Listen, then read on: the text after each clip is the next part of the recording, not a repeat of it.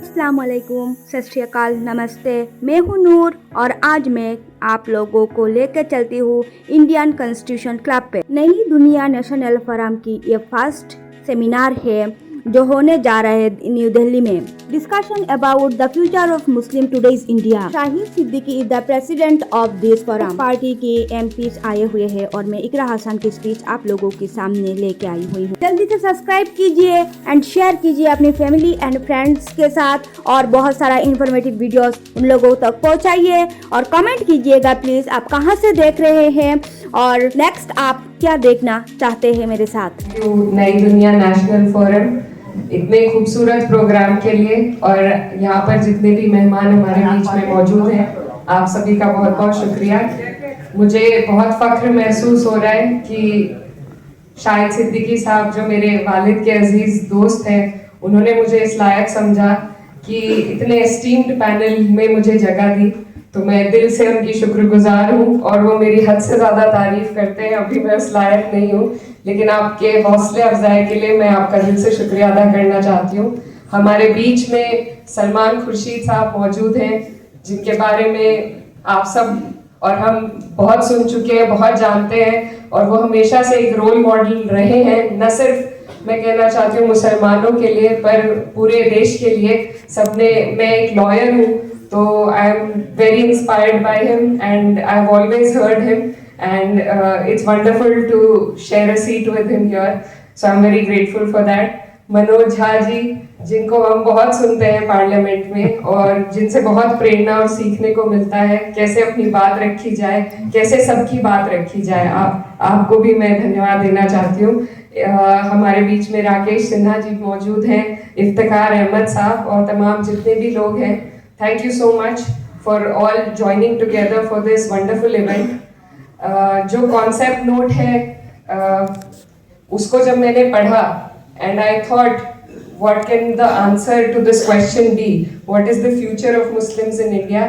मैंने बहुत सोचा और जहन में दो जवाब आए कि हमें जहाँ काम करने की ज़रूरत है, एक एक्सटर्नल हमारी जो रिप्रेजेंटेशन हो रही है मीडिया के माध्यम से, एक उस पर और एक इंटरनली हम लोगों को अपने अंदर भी झांकने की ज़रूरत है और जो कमियां हमें महसूस होती हैं उनमें अगर सबसे पहले हम पहल करें उन्हें सुधारने की, एक कौम इकट्ठा होकर सर जोड़कर जब बात करे और जो भी अपनी खामियां हैं उनको एक्सेप्ट करके आपस में हम फैसला करें कि क्या हम बेहतर कर सकते हैं, तो हमें जो बाहर से लोग कोशिश करते हैं ट्रिपल तलाक जैसी चीज़ों को लाकर ये हमें बताने की कि वो हमारे सेवियर्स हैं, इन सब चीज़ों से हम बच पाएंगे।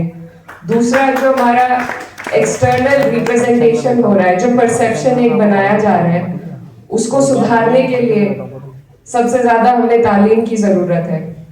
अगर हमारे लोग हमारे बीच से निकलकर हम सब लोग कोशिश करेंगे, मेहनत करेंगे कि हमारी आने वाली जो पीढ़ियां हैं वो बेहतर तालीम हासिल कर सके, ऐसी जगहों पर जा सके जहां से हम अपनी रिप्रेजेंटेशन बेहतर दिखा सके। मैं आपको बताना चाहती हूँ कि जब मैं स्कूल में पढ़ती थी तो मुझसे लोग अक्सर कहते थे कि you don't look like a Muslim. मैं हमेशा सोचती थी what does that mean, how does a Muslim look like and how not to look like a Muslim. तो जब हम लोग अपनी जहनियत को दूसरों के साथ शेयर करते हैं, उनसे बात करते हैं, तो हमें महसूस होता है कि मुझ में और किसी और कम्युनिटी में कोई खास फर्क नहीं है। हम सब ने एक हिस्ट्री एक्सपीरियंस करी है, हम एक मुल्क के लोग हैं, हमारी समस्याएं एक हैं। तो हमारे बीच में जो नफरत घोली जा रही है ये सिर्फ कुछ लोग पॉलिटिक्स के लिए कर रहे हैं, आगे बढ़ने के लिए कर रहे हैं। तो जब हम लोग डायलॉग को आगे बढ़ाएंगे, कम्युनिकेशंस करेंगे, सिर्फ अपनी कम्युनिटी में नहीं बल्कि और कम्युनिटीज में बैठकर। मैं ये भी बताना चाहती हूँ कि मैं कैराना कॉन्स्टिट्यूएंसी से अभी हाल ही में सांसद बनी हूँ और मेरी जो कॉन्स्टिट्यूएंसी है वहाँ पर सिर्फ 30% मुस्लिम्स है और 70% नॉन मुस्लिम्स है। तो I am proud to say that I come from a community that constituency that has voted for me despite of only having 30% Muslims. तो मेरी पहल रही, मुझे बहुत लोगों ने कैंपेन के दौरान बोला कि आपको कम से कम 1.5 लाख नॉन मुस्लिम वोट चाहिए and it's impossible it's impossible कि आपको इतने वोट मिल जाएंगे। लेकिन मैं सब जगह पहुंची, हर कम्युनिटी में पहुंची, इतनी दीवारें खड़ी कर रखी हैं हमने, लेकिन वो दीवारें असल में हमारे बीच नहीं है। जरूरत है तो सिर्फ एक समझ और सहज के साथ डायलॉग को इनिशिएट करने की। एंड आई थिंक मीडिया में और जो लोग कुछ जहर घोलने का काम कर रहे हैं, उनकी कोशिश है हमें एक्सक्लूड करने की, सोसाइटी से, तरक्की से, आगे बढ़ने से एक्सक्लूड किया जा रहा है मुस्लिम्स को। और हम खुद भी फिर अपने आप को इतना नीचे महसूस करने लग जाते हैं कि हम घेटोआइजेशन का एक हिस्सा बनते जा रहे हैं। हम खुद अपने आप को संकोच में आ जाते हैं और रोक लेते हैं दूसरे लोगों से बात करने में, उनसे डायलॉग इनिशिएट करने में। और मैंने ये बहुत हाल फिलहाल महसूस किया है कि जो हालात चल रहे हैं, जो हम रोज किस्से सुन रहे हैं मीडिया में, जो जितने क्राइम बढ़ रहे हैं, उससे हमारे अंदर भी एक असहजता महसूस हो रही है सभी लोगों को। और लोग अंदर ही अंदर अपनी ही कम्युनिटी में बस कर रहना चाह रहे हैं। लेकिन यही है वो चीज जिसे हमें रोकना होगा। हमें ढीठ बनना पड़ेगा और ढीठ बनकर हमें हर वो जगह में अपनी जगह ऑक्यूपाई करनी पड़ेगी जहाँ से हम अपने कौम की, अपनी कम्युनिटी के एक बेहतर रिप्रेजेंटेशन दे सके। As a parliamentarian I strive to raise the voice for people of all the communities, and that is also what we need. That is something that when we have such discussions we don't do. We don't need to only talk about the Muslims, we need to talk about everybody. And in these circles, in such circles especially, if I only talk about my community, then that is me being very selfish on my part. So if we expect selflessness, we need to do selfless things first.